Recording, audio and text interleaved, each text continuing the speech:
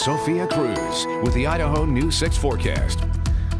Okay, it is 6:17, and did you get to see the moon last night? If you didn't, maybe if you sneaked out a little bit earlier this morning, you could still see it up there. But either way, nice clear skies, and we got sent in this photo from Cody Alexander Cameron, and you'll notice that as you start to take a look at this, it's huge, and it appears that our moon looks brighter. But why is this? As the moon travels, it goes in an elliptical orbit around the Earth. So as we start to take a look at this, our perigee is when it's at the closest point to the Earth, so that's why it appears about 14% larger and 30% brighter. So if you got any good shots of the moon last night, make sure to send them in so we can show them off throughout the morning.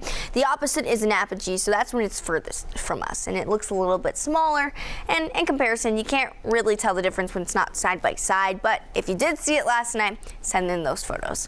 For our lows overnight, take a look at how cold some of us got. You got over to 30 in Baker City, 23 in Stanley, 32 over into Twin Falls.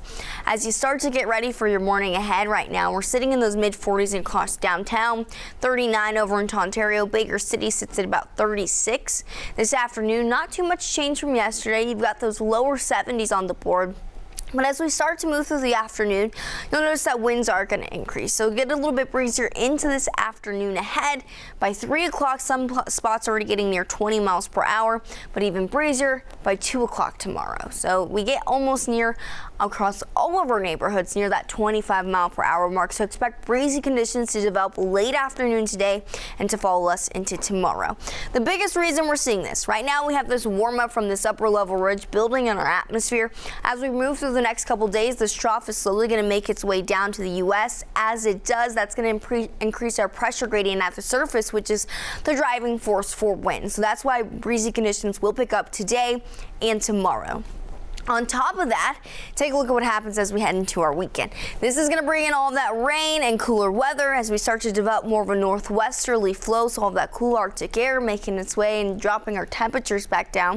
It also brings on that dusting of snow across our east and west central mountains. So just a heads up, we are looking at some unsettled weather developed into the weekend.